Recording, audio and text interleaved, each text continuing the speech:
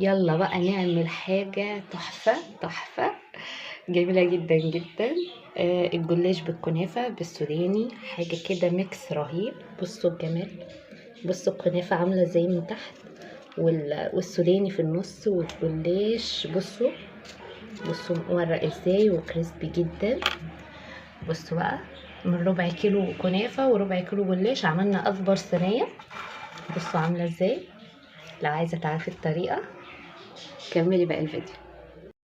معايا كوبايتين سكر، كوبايتين ميه، الكوبايه دي كبيره، دي معيار كوبايتين. تمام، هنزل بيهم كده. هقول لكم على حاجه برضو، علشان الشربات ما يسكرش مننا. هنزل بس بكوبايتين الميه،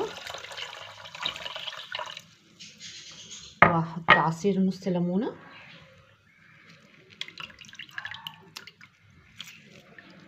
وما نقلبش خالص. يعني هنا الخطوه دي احنا ما بنقلبش خالص الشربات حتى وهو بره النار.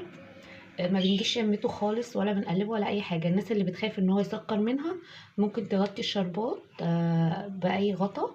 يعني لو هتعمليه في حله غطيه بالغطا بتاعها، علشان خاطر البخار ينزل على الجناب وينزل اي سكر يجي على الجناب من هنا كده.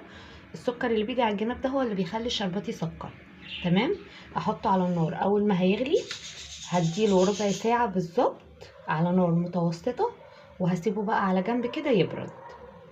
هنا الشربات لما خلاص كده اما اجي ادفع عليه هنزل بكيس فانيليا وادفع عليه خلاص كده واسيبه يبرد خالص. معايا هنا بقى الكنافه اللي هي الطبقه اللي تحت، معايا 250 جرام اللي هي ربع كيلو. تمام، هتكون متجمده. هسيبها كده، هنفركها بقى بايدينا في الكبه زي ما احنا عايزين. المهم ان هي تبقى معانا حتت كده. بصوا اهي. بعد ما بنفركها هننزل عليها بمعلقتين سكر بودره ونص كوبايه سمنه وندعكها. تمام، هنا هنحط بقى معلقتين السكر البودرة. السكر البودرة هنا بيخلي الكنافة لما نيجي نقطعها تبقى معانا خرط، فده مهم جدا للناس اللي بتقول الكنافة بتطلع معاها مفرفتة. لازم تقلبوا كده السكر البودرة معلقتين. تمام، لو هنحط نص كيلو هنحط 3 أو 4 سكر بودرة. تمام، هنا لكل نص كيلو كنافة، الناس اللي عايزة تزود الكمية، النص كيلو بياخد كوبايه سمنه، 4 معالق سكر بودره. تمام، هنزل هنا كده نص كوبايه سمنه او زبده المتوفر عندكم. تمام، انا عندي زبده هشتغل بالزبده، عشان ده ربع كيلو اشتغلنا بنص كوبايه زبده. تمام، هنفضل نبسها بقى كده عشان تتشرب من كل ناحيه.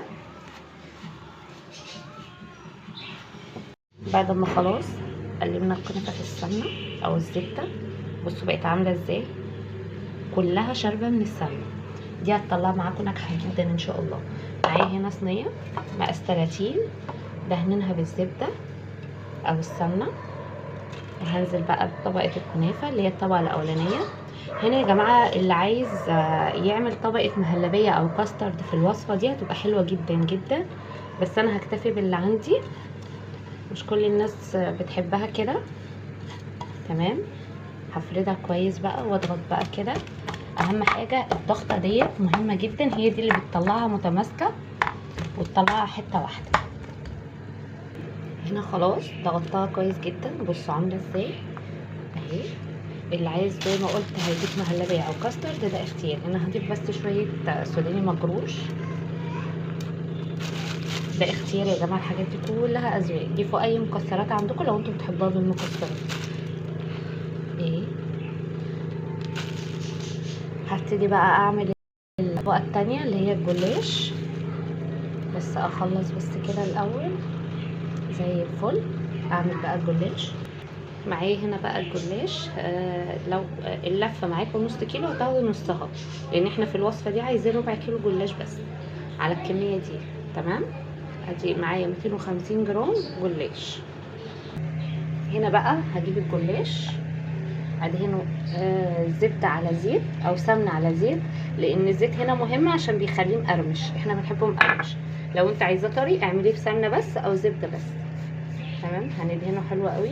هنفضل ندهن كل طبقه فوق التانية، وبعدين هننزل بيه مره واحده على الصينيه كده اهو.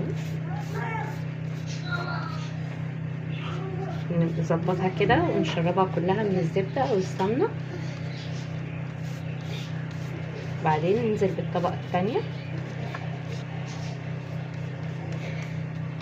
اهم حاجه نشربه حلو علشان خاطر يبقى مورق معانا ومقرمش. هنزل بالطبقه الثانيه. اهي احنا هننزل بيه نعمله كله كده مره واحده، وبعدين هنقصه على شكل الصينيه. هوريكم برضو هنفضل نخلص الطبقات كلها بنفس الطريقه دي. الناس اللي هتقولي طب اللي هيطلع بعد ما نقص الدايره، هقولك احنا هنعمل بيه ايه واحنا شغالين. هنا بقى هنجيب الصينيه هنحطها كده على الجلاش ونقص بقى على شكل دايره زي ما عملت معاكم قبل كده في البقلاوه لو فاكرين. بصوا هنا بقى هدهن الوش السمنه كده اهو.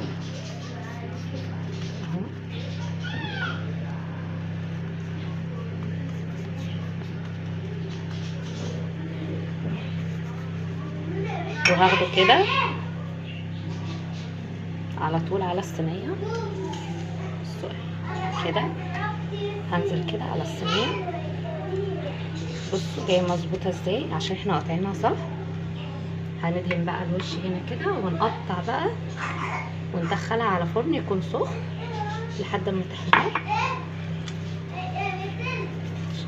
سهله خالص ما بتاخدش اي مجهود ولا اي وقت، سهله جدا جدا جدا.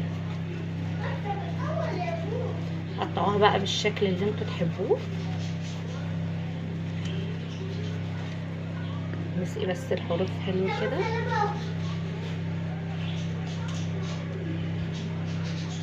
عشان تطلع معانا مورقه كده وجميله. بس كده نقطعها بقى، قطعوها بالشكل اللي انتوا عايزينه.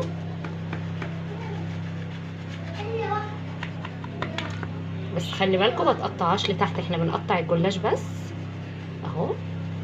ما تقطعوش الكنافه، احنا بنقطع الجلاش بس من على الوش، لان هو لو اتعمل مش هنعرف نقطعه.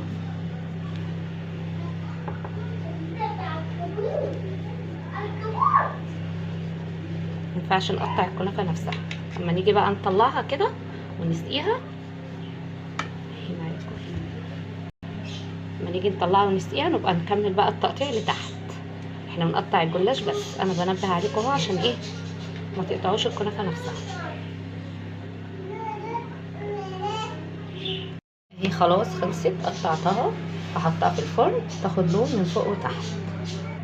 هنا بقى الجلاش اللي اتبقى بعد ما قصيناه بنقطعه كده ونحطه في صينيه وننزل عليه بقى باقي لو في باقي سمنه او حاجه، وهنحطه في الفرن يتحمص. ده بقى بنستخدمه ممكن نعمله زي ام علي كده، نحط عليه لبن وقشطه ومكسرات ونحطه في الفرن، او ممكن نعمل نخليه بقى للترند اللي طالع الجديد اللي هو الكشري الحلو ده بيتحط على الوش. بصوا بعد ما خرجت اهي من الفرن، بصوا اللون ما شاء الله تحفه ازاي. هنزل عليها بقى بالشربات البارد اللي احنا عملناه مع بعض. بسم الله. نسقيها حلو جدا. الشربات هنا بارد وهي سخنه تمام. تحفه جدا جدا. الريحه بتفكرني برمضان معرفش ليه. بصراحه ماما هي اللي معلماني الطريقه ديت، كانت بتعملها لنا واحنا صغيرين، كنت بحبها قوي قوي، فقلت اكررها بقى عشان ولادي برضه ابقى مميزه معاهم. اول ما تبرد اطلعها واوريكها. وهي بعد ما قطعتها بجد الطعم رهيب رهيب رهيب. بصوا اصلا الجلاش مورق ازاي، بصوا الورقه كل واحده لوحدها ازاي. بصوا الكنافه محمصه جدا من تحت والريحه تحفه رهيبه. بصوا بقى، بصوا انا عايزه اوريكم الكنافه من تحت عامله ازاي، حلوه قوي. بصوا الطبقات شكلها تحفه جدا جدا. بصوا مورق جدا اهو باين قدامكم ومقرمش وهش وتحفه قوي. جربوا الطريقه دي ان شاء الله هتعجبكم جدا جدا جدا. اللي عايز يقلل الشربات دي حاجة في ايديكم، ممكن تحطوا كوباية ونص سكر على كوباية ونص مية. بس انا بالنسبة لي الشربات كده مظبوط جدا، وجربوا الطريقة وان شاء الله هتعجبكم جدا. واحلى لايك وشير، والسلام عليكم ورحمة الله وبركاته.